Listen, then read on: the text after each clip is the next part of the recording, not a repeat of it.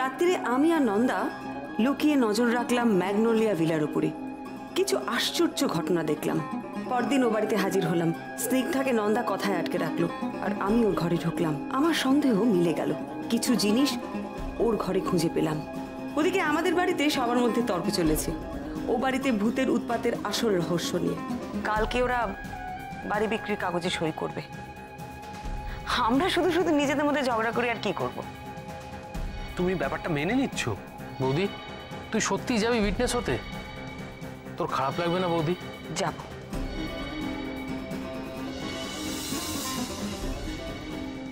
তা আপনারা বলছিলেন মিসেস মিত্র আসবেন, কই তিনি তো এখন এলেন না। কিরে, তো যে ফোন করতে বললাম, ফোন করিসনি? আরে না না, আমি ফোন করেছি। উনি বলেছিলেন যে টাইমেই চলে আসবেন। তা সে যাই হোক, ওনার যখন এখানে সাক্ষী থাকার কথা, ওনাকে একটা ফোন কর। আপনারা কি আমাকে ফোন করার কথা ভাবছিলেন? তারা দরকার নেই, আমি এসে গেছি। এই তো দিলীপ বাবু আপনার কথাই বলছিলেন। দিলীপ বাবু, আপনার কাছে ক্ষমা চেয়ে নিচ্ছি। আপনি আপনার সমস্ত কাজকর্ম ফেলে আমার জন্য অপেক্ষা করছেন, আমি সত্যি খুব দুঃখিত। না না, তেমন কিছু নয়, এই তো সবে চাটা শেষ করলাম। আসলে কি জানেন, পুজোর কটা দিন ছুটি থাকে তো, পরে হাজারো কাজ এসে পড়ে, তাই তাড়াটা থেকেই যায়। কি আপনারা দাঁড়িয়ে আছেন কেন? Please be seated. হ্যাঁ, আপনারা চা খাবেন তো? বসুন, আমি নিয়ে আসছি। না না, আমরা এখন চা খাবো না। সকালে এক প্রস্ত হয়েছে বাড়িতে, আর কাজকর্ম ভালোই ভালো মিটে যায়, একেবারে মিষ্টি মুখ করবো। হ্যাঁ, সেই ভালো। আমরা তাহলে কাজটা শুরু করি মিস্টার শ্রীমানি? হ্যাঁ অবশ্যই, আমি তো রেডি হয়ে এসেছি।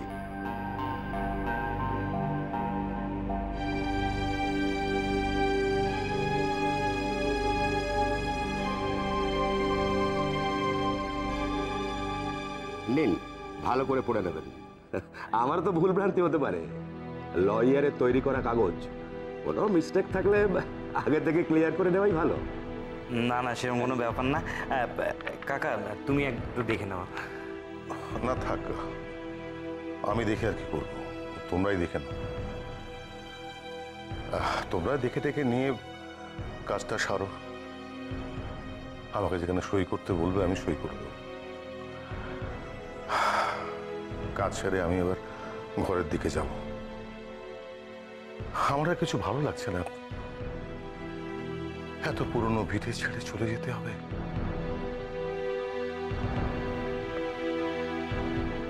বিনু, শোন না, তুই একটু দেখ না, দেখে নেওয়াটা দরকার। আর দেখার কিছু নেই, তুমি দেখেছো তো, যা কথা হয়েছে তাই আছে। তুমি সই করে দাও। হ্যাঁ, এই কথা অবশ্য ঠিক, যা যা কথা হয়েছে তাই ওখানে লেখা আছে। তবে আইনের ভাষা তো, তাই রজতবাবু বলছেন একটু দেখে নিতে। হ্যাঁ, এক্স্যাক্টলি। বৌদি, শোন না, তুমি একটু যদি দেখে নিতে আর কি। আরে ও কি দেখবে? আর তাছাড়া ও বুঝবেই বা কি? আর এতে দেখা দেখির কি আছে আমি তো বুঝতে পারছি না। এই বাড়িটা যখন আমরা ঠিক করেছি যে বেচে দেবো, এটা যত তাড়াতাড়ি হয় সেটাই মঙ্গল। দেখুন রজতবাবু, আমার মনে হচ্ছে আপনার বাড়ির লোকেরা এখনো মানসিকভাবে প্রস্তুত নয়। দেখুন, সেরকম হলে আরেকদিন ওদের সঙ্গে আলোচনা করে নিন। এ তো জোরজার করার ব্যাপার নয়, আর আপনার সঙ্গে আমার সম্পর্ক সেরকম। আর কোনো আলোচনার দরকার নেই রজত, যা শৈশাবুদ করবার করে নে। ঠিক আছে, তাহলে দিলীপ বাবু, আমরা বরঞ্চ সইটা। রজত বাবু, ওই কাগজটা আমি একবার দেখতে পারি?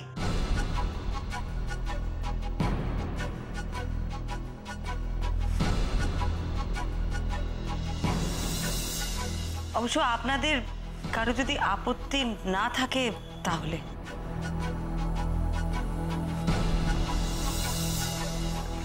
না না, এতে আপত্তির কি আছে? আপনি নিন না, দেখুন না।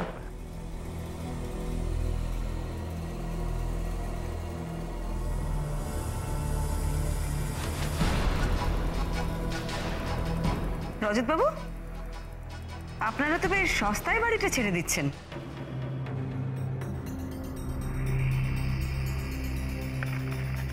এই চুক্তিতে তো আপনার ভালোই লাভ হলো দিলীপ বাবু, কি বলেন? আমরাই তো বাড়ি বিক্রি করতে বেশি আগ্রহী ছিলাম, ওনার আর কি। দেখুন মিসেস মিত্র, আপনি তো জানেন যে আমি প্রথম থেকে এই বাড়িটা নিতে আগ্রহী ছিলাম না, আর এর বেশি দাম ওই হন্টেড প্রপার্টির আমি দেব না, এটা বলাই বাহুল্য। তবু লস করে আমি প্রপার্টিটা নিচ্ছি সবার রিকোয়েস্টে। আর এখন আপনি আমাকে এভাবে যদি... সত্যি মিসেস মিত্র, এটা কিন্তু অন্যায়। আপনি কিন্তু ওনাকে অপমান করছেন। না না, আপনারা আমাকে ভুল বুঝছেন। আমি আপনাকে কোনো রকম অপমান করতেই চাই না। আমি শুধু বলছি যে এই বাড়ির দামটা বড্ড কম ধরা হয়ে গেছে। সেটা কেন কম ধরা হয়েছে সে কারণটাও তো আপনার অজানা নয় মিসেস মিত্র। সে তো বটেই। এই বাড়িতে ভূত আছে, তাই এ বাড়ির লোকজন আর এ বাড়িতে থাকতে চাইছে না, তাই বাড়িটা বিক্রি করে দেওয়া। যে বাড়িতে ভূত আছে তার দাম তো কম হবেই, তাই না? একেবারেই তাই। আর ওই ভূতের উৎপাতের জন্যই তো আমরা এই বাড়িটা ছাড়ছি, তাই না? আর সেই ভূতের উৎপাতটা সম্পূর্ণ সাজানো।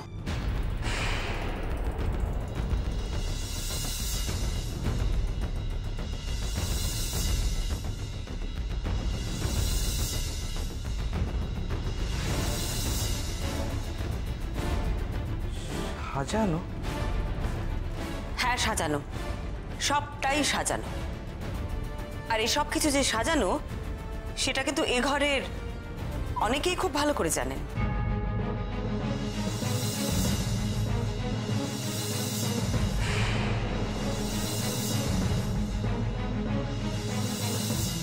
সবাই জানে সাজানো? আপনি এসব কি বলছেন মিসেস মিত্র? আরে দিনের পর দিন এখানে অদ্ভুত অদ্ভুত সব ঘটনা ঘটেছে, তারপর দুখানা মৃত্যু যার কোনো ব্যাখ্যা নেই। মিসেস মিত্র, আমিও কিন্তু বুঝতে পারছি না সাজানো ঘটনা মানে কি। মানেটা বলবো বলেই তো আজ আমার এখানে আসা। রজতবাবু, এটা আপনার কাছে রাখুন, আমরা বরং আগে একটু কথা বলে নিই। ব্যাস, নাটক শুরু হলো। শুভ কাজে হাত দিতে চলেছি, ব্যাঘাত ঘটল। এই যে শুনছেন, আমি আপনাকে হাত জোর করে বলছি, আমরা যেটা করতে চাইছি সেটা করতে দিন। আমরা এই বাড়িতে আর থাকতে চাই না। দিদি, দিদি তুমি ওনাকে বোঝাও, আমার সহ্য হচ্ছে না। তোমার ছেলে ওনাকে এখানে নিয়ে এসে একটা কাল করলো। দেখুন, দয়া করে আপনি আর এসব বিষয়ে কথা বাড়িয়ে এখন বিপদ বাড়াবেন না। আমার তো সব গেছে। আমি স্বামীকে হারিয়েছি, মা হয়ে চোখের সামনে বড় ছেলেটাকে চটফট করে চলে যেতে দেখেছি। আর কত সহ্য করবো বলুন তো? আপনি ঠিক বুঝবেন না, বুঝলেন? এই বাড়িতে আমরা যদি আর কেউ থাকি না, মানে কেউ যদি থাকে, তাহলে কেউ আর বাঁচবে না কিন্তু। হ্যাঁ, আমার নাতি নাতনিগুলো দেখছেন না কত ছোট ছোট, ওরা যদি এ বাড়িতে থাকে তাহলে একের পর এক ওরাও যদি... না বৌদি, আচ্ছা আপনি কি বলতে চাইছেন পরিষ্কার করে বলুন তো, আমাদের সবকিছু জানা দরকার। কি জানার আছে বলো তো আর? উনি তো যা কিছু একটা বলে দিয়েই খালাস, কিন্তু যা ঝড় যাচ্ছে সব তো আমাদের ওপর দিয়ে যাচ্ছে। আচ্ছা, আর কি করলে তোমার শিক্ষা হবে বলো দেখি? এ বাড়ি যত তাড়াতাড়ি আমরা ছাড়বো তত তাড়াতাড়ি আমাদের রক্ষে। বাবা, কারুর কথায় কান দেওয়ার দরকার নেই আমাদের। আমরা যখন ডিসাইড করেই ফেলেছি যে বাড়িটা আমরা বিক্রি করব, তখন অন্য আলোচনা কেন? সেটা কেন হবে? বাবা তো ঠিকই বলছে দাদা। মিসেস মিত্র যখন এত বড় একটা কথা বলছেন, ওনার নিশ্চয়ই কোনো যুক্তি আছে নিজস্ব। আমরা সেটা জানবো না? না, জানার কোনো দরকার নেই। ওনাকে যখন সময় দেওয়া হয়েছিল তখন উনি কোনো সমাধান করতে পারেননি আমাদের সমস্যা। এখন বাড়ি বিক্রি আটকানো ছাড়া আর উনি কি করবেন?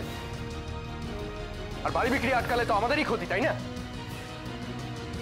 আমি মিসেস মিত্র সমস্ত কথাটা শুনতে চাই।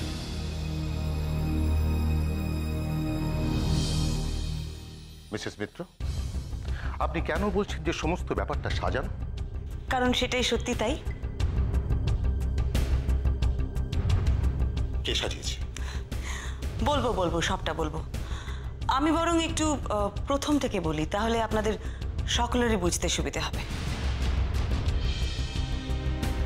দেখুন, আমি তদন্ত করতে এসে যেটুকুনি বুঝেছি, যেটুকুনি দেখেছি সেটাই বলছি। আপনাদের যদি কোথাও কিছু ভুল মনে হয় আপনারা আমাকে ধরিয়ে দেবেন কিন্তু। শুনুন সবাই, নন্দা তুইও ভালো করে শোন। আপনাদের বাড়িতে এই ভূতের উপদ্রব শুরু হয় মৃগাঙ্কবাবু মারা যাওয়ার প্রায় মাস দুয়েক আগে। স্নিগ্ধা ঠাকুর ঘরে বাসন রাখতে গিয়ে হঠাৎ দেখে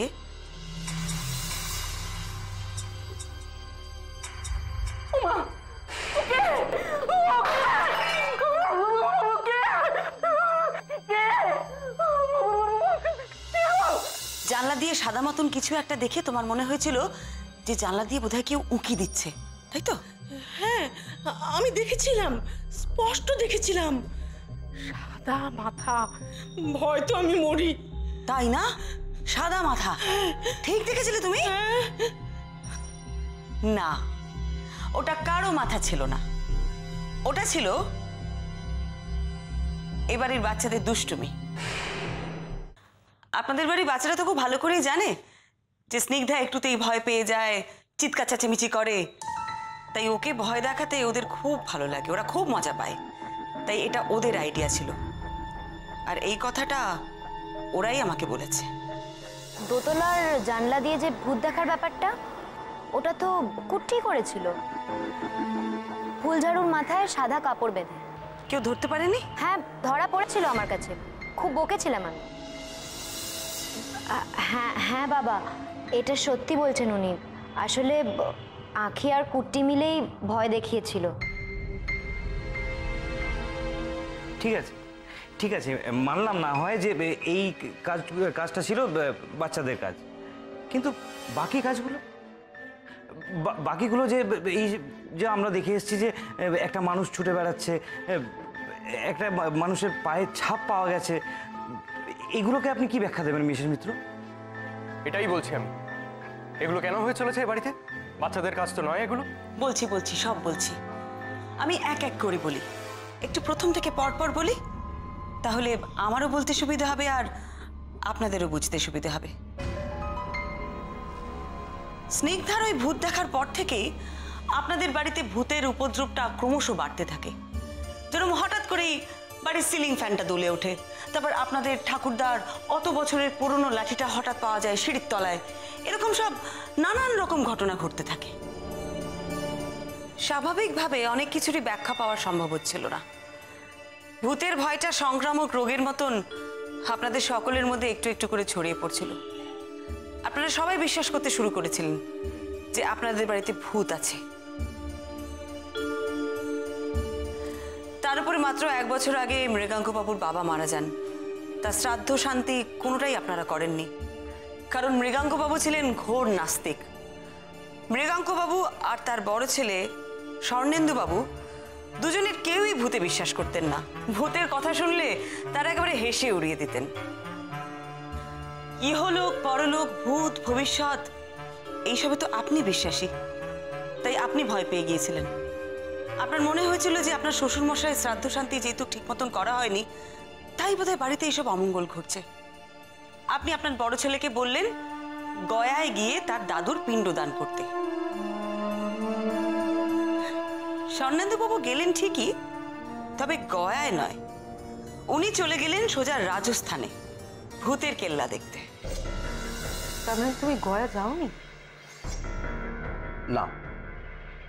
আচ্ছা, কেন যাবো বলো তো? তাও আর পিণ্ড দেওয়ার জন্য? মানে মানে দেখো, কয়েকটা দিন সময় পেলাম, তাই ভাবলাম যে ওই সময়টা নষ্ট করে কি লাভ, যাই তার জন্য একটু ভূতের কেল্লাটা ঘুরে আসি, তাই চলে গেলাম।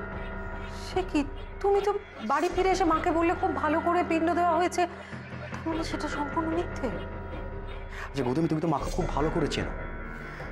মায়ের বিশ্বাস যে আমি ওখানে গিয়েছিলাম, পিণ্ড দিয়ে এসছি, এই বিশ্বাসে দেখবে মায়ের মনে ভূতের ভয় ঠান্ডা হয়ে যাবে। তুমি দেখে নিও।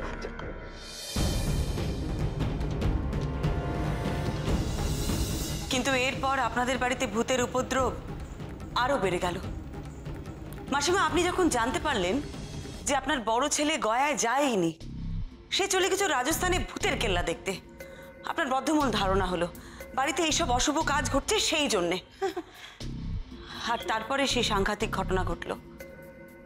আপনার স্বামী মৃগাঙ্কবাবু হঠাৎ করে আপনাদের ছেড়ে চলে গেলেন। ভয়ঙ্কর মৃত্যু, সাংঘাতিক মৃত্যু বলা যেতে পারে। ওনার মৃত্যু দেখে আপনাদের সকলের মনে হলো এমন মৃত্যু একমাত্র ভূতে ভর করলেই সম্ভব। এর ঠিক 1 মাসের মধ্যে মৃত্যু হয় স্বর্ণেন্দু বাবুর। আবার সেই ভয়ঙ্কর মৃত্যু, অস্বাভাবিক মৃত্যু, যেটা দেখে আপনাদের আবার মনে হয় ভূতে ভর করলেই এরকম মৃত্যু সম্ভব। আপনারা সবাই প্যানিকড হয়ে যান। আপনারা সবাই বিশ্বাস করতে শুরু করেন যে বাড়িতে ভূত আছে। আপনারা সকলে মিলে সিদ্ধান্ত নেন যে যত তাড়াতাড়ি সম্ভব আপনারা এই বাড়ি ছেড়ে চলে যাবেন। আর ঠিক এই সময় আমার আলাপ হয় রজতবাবুর সাথে। ওনার কাছ থেকে সব কথা শোনার পর আমার মনে হয়েছিল না, এটা স্বাভাবিক হতে পারে না, এর মধ্যে নিশ্চয়ই কোনো অন্য ব্যাপার আছে। কৌতূহল মেটাতে আমি আপনাদের বাড়িতে আসি। তবে প্রথমে এসেই আমি বলি না যে আমি ভূতের গোয়েন্দাগিরি করতে এসেছি, কারণ আমার মনে হয়েছিল সে কথা বললে আপনারা কেউই স্বাভাবিকভাবে আমার সাথে কথা বলবেন না। আমি আর নন্দা বলি যে আমরা পুরনো বাড়ি কিনতে ইন্টারেস্টেড, তাই আমরা এখানে এসেছি।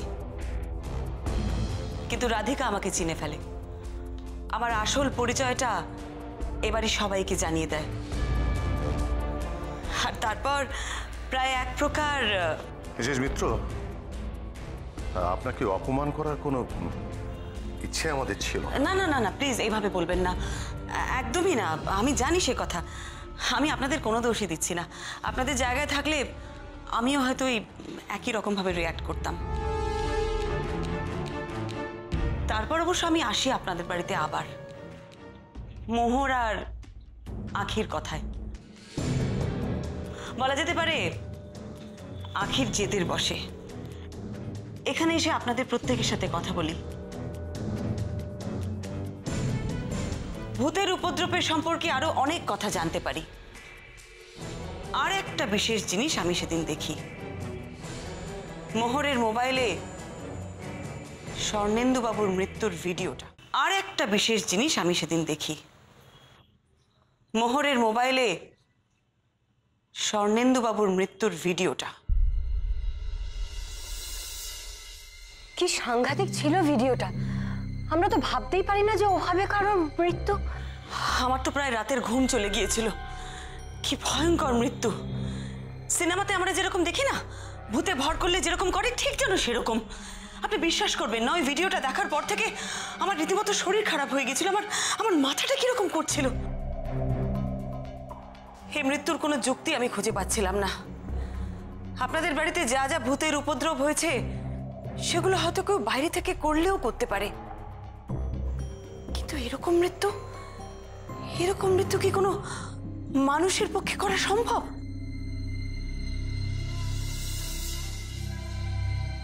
মনে হয় না।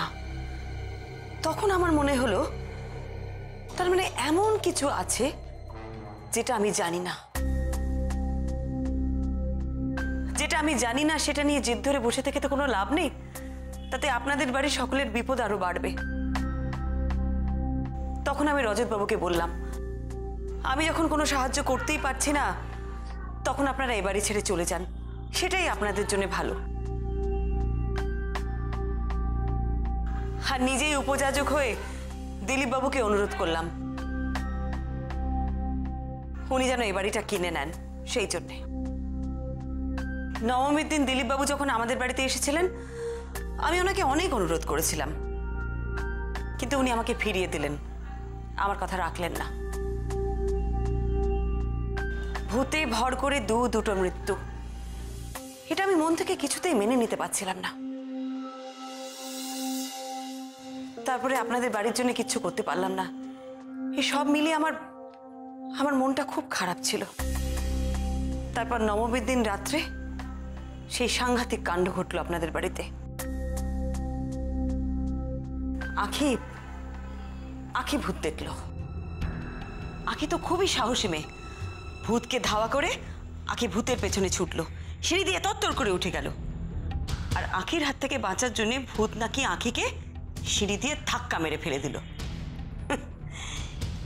এই ব্যাপারটা আমার খুব অদ্ভুত লাগলো জানেন। কারুর হাত থেকে বাঁচার জন্য ভূতকে আঁখিকে সিঁড়ি দিয়ে ধাক্কা মেরে কেন ফেলে দিতে হবে? আঁখির এই অ্যাক্সিডেন্টের কথা শুনে যখন আপনাদের বাড়িতে এলাম, তারপর সিঁড়ির কাছে গিয়ে একটা এমন জিনিস দেখলাম যেটা দেখে আমার পরিষ্কার ধারণা হলো যে ভূত অশরীরী নয়,